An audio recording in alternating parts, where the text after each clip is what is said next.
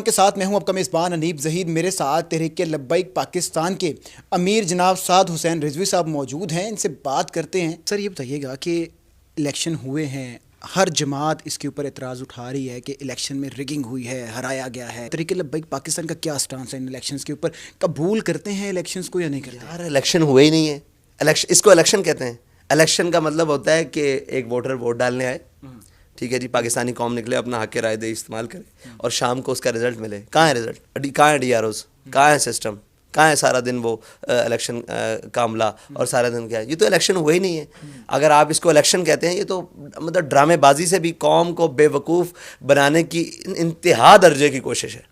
اچھا, جو پاکستان تحریک انصاف کے جو لوگ ہیں وہ یہ کہتے نظر آتے ہیں کہ جب رزلٹ کمپائل کیا جا رہا تھا فارم 47 تو ہمیں ڈی آر او کے دفتر سے نکال دیا گیا, آر اوز کے دفتر سے نکال دیا گیا.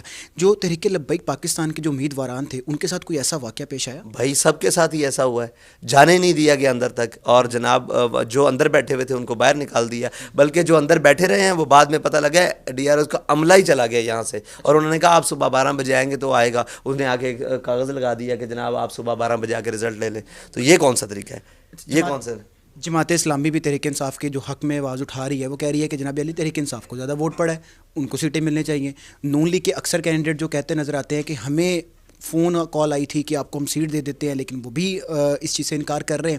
تو تحریک لبیک پاکستان کا کیا سٹانس اس حوالے سے کہ کس جماعت کا مینڈیٹ تھا, کس جماعت کا مینڈیٹ چھینا گیا ہے, کیا کہتے ہیں؟ دیکھیں, مینڈیٹ تو ہمارا تھا, ٹھیک ہے, ہمارا اپنا مینڈیٹ چھینا گیا ہے. اب جب رزلٹ ہی سامنے نہیں آ رہا اور سامنے کاؤنٹنگ ہی نہیں ہو رہی, فارم 45 ہی نہیں دیے جا رہے, فارم 47 ہی نہیں سامنے کیا جا رہا, 46 نہیں کیا جا رہا, تو کیا پتہ لگے کس کو ووٹ پڑا ہے؟ یہ کیا ہوا ہے؟ کوئی چیز سامنے ہوگی تو پھر بیلٹ بکس اٹھا کر وہاں سے کمروں سے اٹھا کر لے کے جائے جا رہے ہیں بندوق کی نوک پر, ڈنڈے کے زور پر, بدماشی کے زور پر. تو کیا پتہ لگے اندر سے کیا نکلا ہے اور کیا نہیں نکلا؟ پہلے تو یہ سامنے طے ہوتا ہے نا کہ یہ سامنے قوم کا ہے.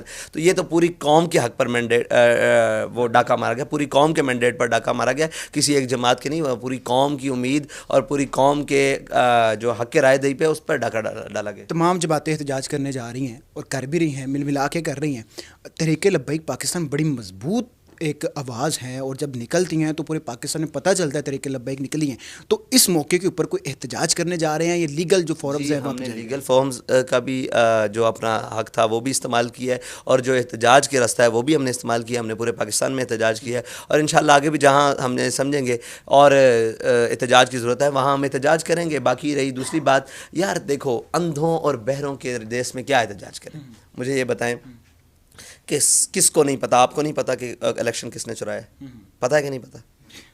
آپ محاسکت دکھا رہے ہیں. بھائی پوری قوم کو پتہ ہے الیکشن کس نے چرایا ہے, تو پھر کس کو نہیں پتا کہ یہ میڈیا کس نے بند کی ہے؟ کس کو نہیں پتا کہ یہ لائٹیں کس نے بند کی ہیں؟ کیا ہوا ہے؟ وہ سب کو پتہ ہے یہ کچھ بھی نہیں ہوا, ڈرامہ ہوا ہے, ٹھیک ہے جی, اور پوری قوم کے ساتھ ڈرامہ ہوا ہے. تو اس ڈرامے کے اوپر احتجاج کریں یا نہ کریں, کوئی اثر ہے ان کے اوپر؟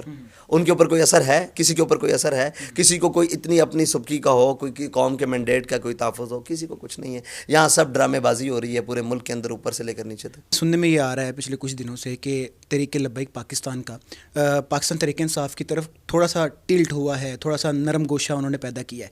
اس میں کوئی سچائی ہے؟ نہیں, ہمارا تو کوئی نرم گوشہ نہیں. ہم اپنے اصولی بنیادی موقف نظریے کے اوپر کھڑے ہوئے ہیں. فارم 45 والے جو صرف اسی بات کے اوپر ہوئے؟ یار آپ میرے پاس آئے ہو, میں آپ کو انٹرویو دے رہا ہوں, وہ میرے پاس آئے ہیں کہ ہمارے پاس ہمیں فارم 45 چاہیے, تو ہم نے کاپیز کرا کے دے دی ہیں. تو ٹھیک ہے, ان کو ہم سے جو چیز چاہیے تھی ہم نے دے دی ہے. آخری سوال میرا یہ ہے کہ جو پاکستان تحریک انصاف کہہ رہی ہے کہ ہمارا مینڈیٹ ہے, ہم حکومت بنائیں گے. بلاول صاحب نے نواز شریف صاحب کے حق میں فیصلہ کر دیا کہ وہ حکومت بنائیں, ہم ان کے ساتھ ہیں. تو آپ کو کیا لگتا ہے کہ ان جماعتوں میں سے کس کو حکومت میں آنا چاہیے؟ کون بہتر ہے پاکستان کے لیے؟ پہلے پاکستانی قوم کا مینڈیٹ سامنے آنا چاہیے, اس کے بعد جس کا مینڈیٹ بنتا ہو اس کو حکومت بنانی چاہیے. بہت شکریہ سر.